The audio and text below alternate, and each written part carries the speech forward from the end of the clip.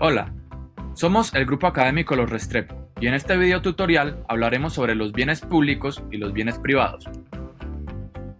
Como definición general, podemos decir que los bienes privados son aquellos que pertenecen a un propietario particular y los bienes públicos son los que radican en cabeza del Estado.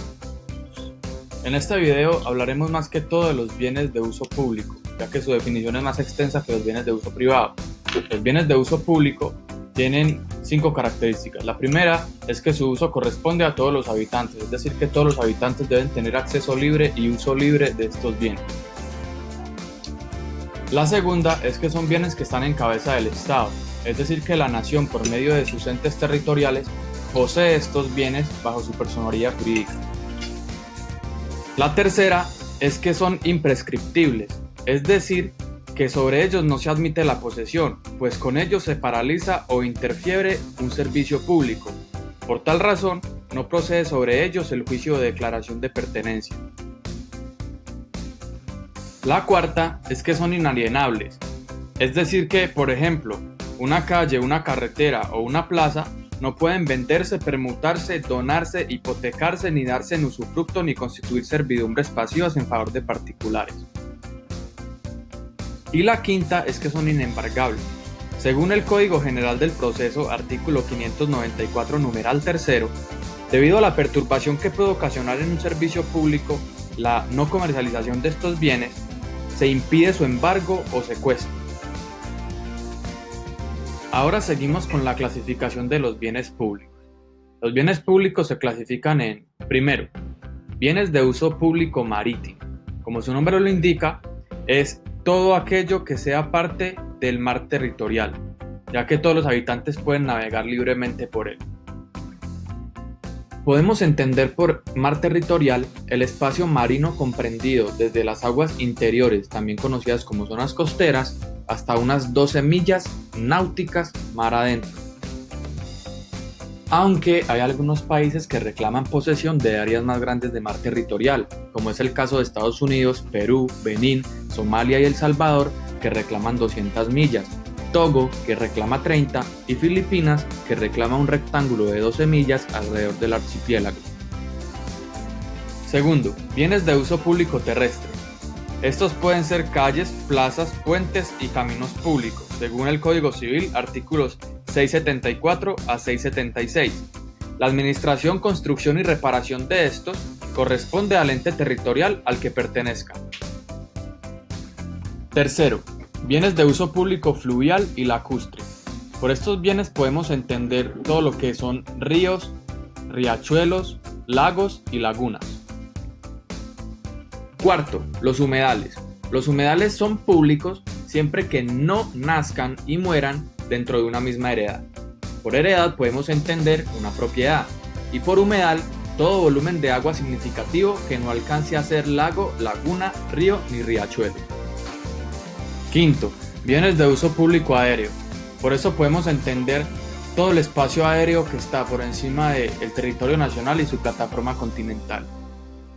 Según la Convención sobre el Derecho del Mar, la plataforma continental de un estado ribereño comprende el lecho y el subsuelo de las áreas submarinas que se extienden más allá de su mar territorial y a todo lo largo de la prolongación natural de su territorio hasta el borde exterior del margen continental, o bien hasta una distancia de 200 millas marinas contadas desde las líneas de base, a partir de las cuales se mide la anchura del mar territorial en los casos en que el borde exterior del margen continental no llegue a esa distancia. Sexto, bienes ejidos. Estos bienes, de notable auge en la época colonial, eran porciones de terreno contiguos al área urbana de los municipios, con cuyo producido se atendía a la construcción de ciertas obras públicas. Esta finalidad cambió con la expedición de la Ley 41 de 1948, que determinó su enajenación a personas pobres sin vivienda, ubicadas en sectores rurales, con el fin de incrementar la producción de víveres baratos por medio de cooperativas agrícolas. Nota: hay un tipo de bienes particular, llamados bienes fiscales, que pese a ser propiedad del Estado, su tratamiento es semejante al de la propiedad privada o particular. Estas son algunas de sus características.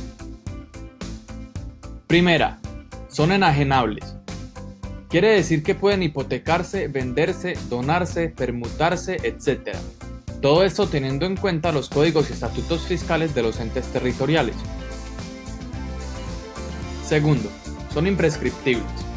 Pese a que los bienes fiscales constituyen prenda general de los acreedores del Estado, se hace necesario que estén al margen de la posesión y la prescripción, puesto que al fin y al cabo sirven para el funcionamiento de los entes públicos.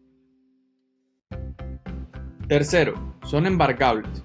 Los bienes fiscales, al ser prenda general de los acreedores del Estado, pueden ser sujeto de embargos o secuestros por parte de los acreedores.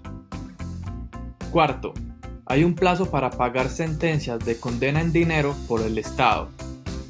Esto quiere decir que según el Código de Procedimiento Administrativo y de lo Contencioso Administrativo, si una entidad pública es condenada a pagar una suma de dinero, tiene hasta 10 meses contados a partir de la fecha de su ejecutoria para cumplir el fallo. Y quinto, que se rigen como norma general por la legislación común y que solo en excepciones se les aplica la legislación fiscal o administrativa. Ahora seguimos con los bienes baldíos. Los bienes baldíos son tierras públicas que esperan al colono por primera vez, para allí, con el cumplimiento de unos requisitos legales, derive su sustento y las incorpore a los bienes productivos de la nación. La titularidad de un bien baldío está en cabeza de la nación, con la finalidad de adjudicarlo a personas naturales, empresas comunitarias y cooperativas campesinas, de acuerdo con los lineamientos y condiciones fijados por el Instituto Colombiano de Desarrollo Rural, INCODER. Nota importante: un bien baldío nunca ha tenido otro dueño que el Estado, y únicamente aplica el término baldío para bienes inmuebles por naturaleza. Bienes baldíos por reversión. Cuando una adjudicación se declara nula, o cuando el adjudicatario de un bien baldío no cumple con algunos requisitos legales, como la explotación económica o la correcta conservación de los recursos naturales renovables, el bien vuelve al patrimonio de la nación y recupera su calidad de baldío. Los bienes baldíos por reversión pueden considerarse como la excepción a la definición general de los bienes baldíos, ya que en estos casos puede afirmarse que el bien tuvo un propietario particular anterior. La Ley Tocaima. La Ley 137 de 1959 fue aquella mediante la cual el Estado le permitió a los municipios venderle los bienes baldíos ubicados en sus respectivos territorios a aquellos ciudadanos que los estuviesen ocupando a la fecha de su entrada en vigencia. Esta ley fue famosa debido a que gracias a ella hubo un gran auge en la adquisición de predios, ya que las personas podían comprarlos por el 10% de su valor real. Muchos campesinos pudieron comprar predios que les hubiesen sido imposibles de adquirir de la manera convencional. Notas importantes. Primera, no se adjudican aguas en bienes baldíos. Esto quiere decir que si se le adjudica un bien baldío a alguien, las aguas domésticas que estén dentro de dicho bien no hacen parte de la adjudicación. Segunda, los bienes baldíos en zonas limítrofes solo se podrán adjudicar a colombianos de nacimiento y luego de su adjudicación no podrán ser traspasados a extranjeros. Tercera, la ocupación indebida de un bien baldío puede ocasionar su restitución por parte del INCODER. Ahora hablaremos de los bienes vacantes y mostrencos. En ambos casos hablamos de bienes que fueron de propiedad privada pero ya no tienen dueño aparente debido a que se abandonan tanto material como jurídicamente.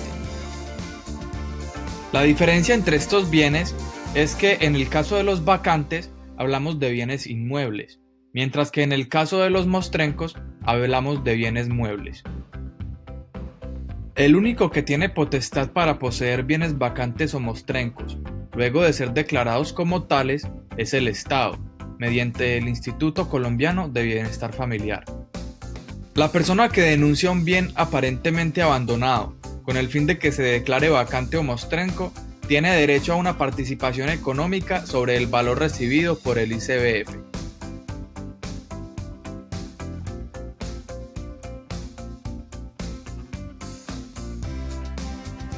En cuanto a la aparición del dueño luego de haber sido declarado mostrenco o vacante el bien, si no se ha enajenado la cosa, le será restituida pagando las expensas de aprehensión, conservación y demás que incidieren, y lo que por ley le correspondiere al denunciante de la cosa. Por otro lado, si la cosa ya ha sido enajenada por la entidad pública beneficiaria, se mirará como irrevocablemente perdida para su dueño. Con respecto a los depósitos bancarios, estos no pueden ser declarados como bienes mostrencos, ya que sería ilógico alegar la inexistencia presunta del dueño de una cuenta bancaria o de un crédito cuando este tipo de depósitos tienen siempre un titular. Diferencias entre los bienes vacantes y baldíos. Primera, los bienes vacantes tuvieron un propietario, pero en el momento no tienen dueño aparente o conocido, mientras que los baldíos tienen como dueño a la nación y no han salido de su dominio con excepción de los reversibles. Segundo, los bienes vacantes son bienes que al no tener un dueño aparente o conocido, el Estado se hace dueño de ellos a través de procedimiento judicial, mientras que los baldíos los tiene la nación con el fin de adjudicarlos a los particulares conforme a la ley, con excepción de algunos reservables que no pueden adjudicarse. Y tercero, que los vacantes se adquieren por sentencia judicial, mientras que los baldíos se adquieren por resolución de adquisición expedida por el INCODER. Seguimos con los recursos naturales. Los recursos naturales son los elementos producidos directamente por la naturaleza y que sirven al hombre en los procesos de producción. Estos pueden ser renovables y no renovables. Los recursos naturales renovables son los que ofrece la naturaleza al hombre en cantidad ilimitada y pueden usarse siempre que no se atente contra su reproducción natural. Ejemplos de esto pueden ser la madera, el agua, los peces, las aves, etc. Y los recursos naturales no renovables son los que existen en cantidades limitadas y la naturaleza los presenta sin renovación periódica. Ejemplos de esto pueden ser el gas natural, el petróleo, el oro, el hierro, entre otros.